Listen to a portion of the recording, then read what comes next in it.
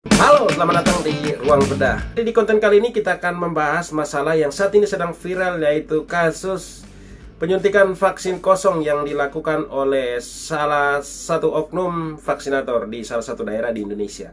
Nah, untuk lebih jelasnya kita sama-sama nonton videonya terlebih dahulu, baru kita bedah. Ini videonya. Dari depan dong, biar nampak. Pakai tisu bu sakitnya ya dia yakini mama ini kan pakai tisu bu sakitnya Cita-citanya apa ini? Yang besar. Cita-citanya apa, sakit Mak? loh bu kan yang tisu bu sakitnya ya Cita-citanya apa, Nak?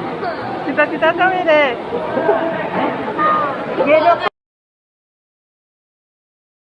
Oke, teman-teman sudah nonton videonya dan tadi saya juga sudah sempat mencari berita terbarunya dan ternyata yang bersangkutan sudah klarifikasi dan mengakui perbuatannya.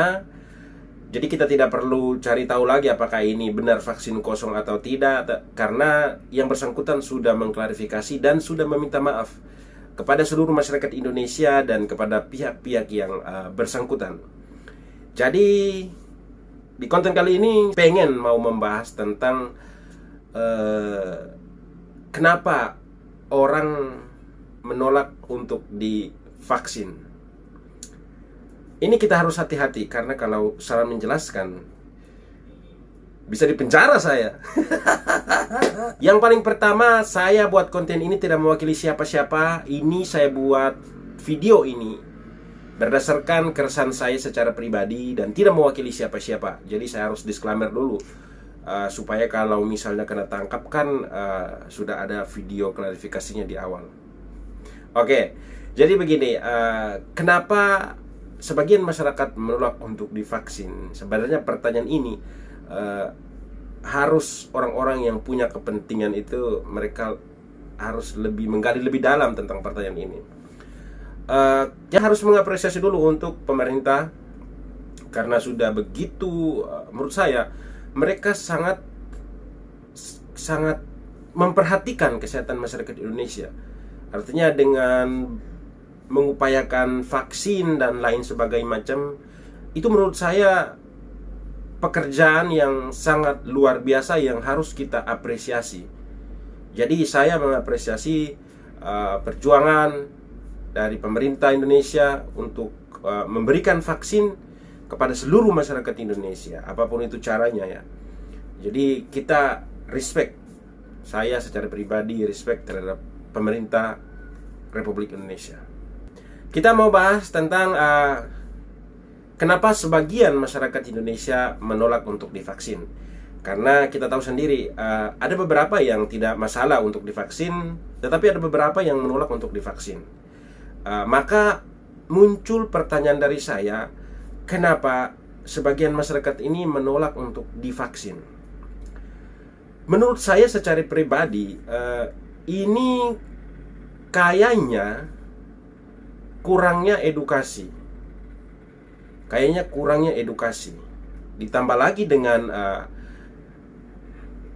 gejolak dari berita-berita miring tentang manfaat dari vaksin, bahaya dari vaksin, dan lain sebagainya macam, itu yang membuat mungkin sebagian masyarakat ini akan ragu dengan vaksin. Mungkin ya. Jadi menurut saya kayaknya kurang edukasi. Kenapa saya bilang kurang edukasi? Karena di beberapa daerah, di beberapa tempat, kita masih menemukan pertanyaan kayak apa kandungan yang ada di dalam vaksin tersebut. Kemudian, apa efek jangka panjang dan jangka pendek dari vaksin tersebut? Bahkan ada meme yang mengatakan bahwa vaksin campak untuk campak, vaksin polio untuk polio, vaksin COVID untuk jalan-jalan. Nah, ini menurut saya sebagian masyarakat kita ini belum terlalu mengerti tentang manfaat dari vaksin itu sendiri. Sangat mengapresiasi teman-teman yang sudah vaksin, dan saya sendiri juga sudah vaksin. Buat teman-teman yang belum vaksin, semoga bisa memutuskan untuk secepatnya vaksin. Sebenarnya menurut saya secara pribadi ya, untuk pemberian obat-obatan baik itu vaksin maupun tindakan medis lainnya itu kan harusnya berdasarkan persetujuan yang bersangkutan. Kalau yang bersangkutan mau untuk dilakukan tindakan tersebut atau diberikan obat tersebut, maka kita berikan. Di Undang-Undang Kesehatan juga dikatakan seperti itu. Kita lihat kayak di pasal 5 ayat 3 Undang-Undang Kesehatan tahun 2009 dikatakan bahwa setiap orang berhak secara mandiri dan bertanggung jawab menentukan sendiri pelayanan kesehatan yang diberikan kepada dirinya. Dan di pasal 56 ayat 1 Undang-Undang Kesehatan nomor 36 tahun 2009 dikatakan bahwa setiap orang berhak menerima atau menolak seluruh atau sebagian tindakan pertolongan yang akan diberikan kepadanya. Namun ada pengecualian pada pasal 56 ayat 1 Undang-Undang Kesehatan tahun 2009 tentang hak dan kewajiban. Itu tidak berlaku bagi penderita penyakit yang penyakitnya itu bisa menular kepada masyarakat yang lebih luas. Itu ada pengecualiannya di situ. Saya sendiri ya harusnya itu tidak dipaksa. Menurut saya secara pribadi ya harusnya tidak dipaksa. Karena begini, kalau dipaksa itu takutnya malah membuat masyarakat itu semakin tidak percaya begitu. Kenapa dipaksa? Kenapa ada pemaksaan begitu?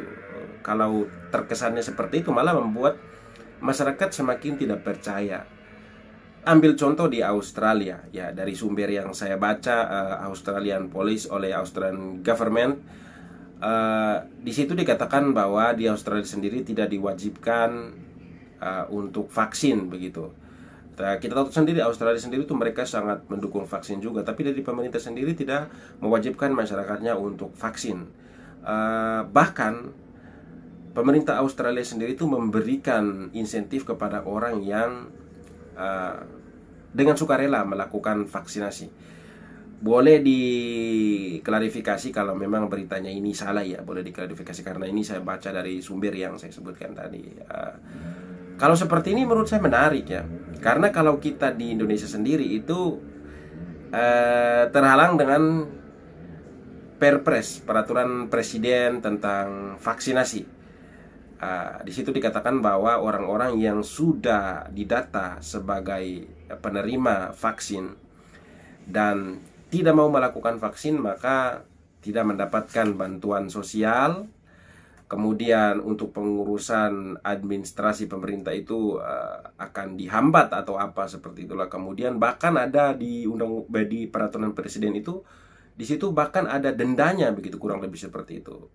Nanti kita bahas ya peraturan presiden itu. Tapi kurang lebih seperti itu. Kalau saya boleh saran untuk peraturan presiden mengenai orang-orang yang sudah didata dan tidak mau vaksin.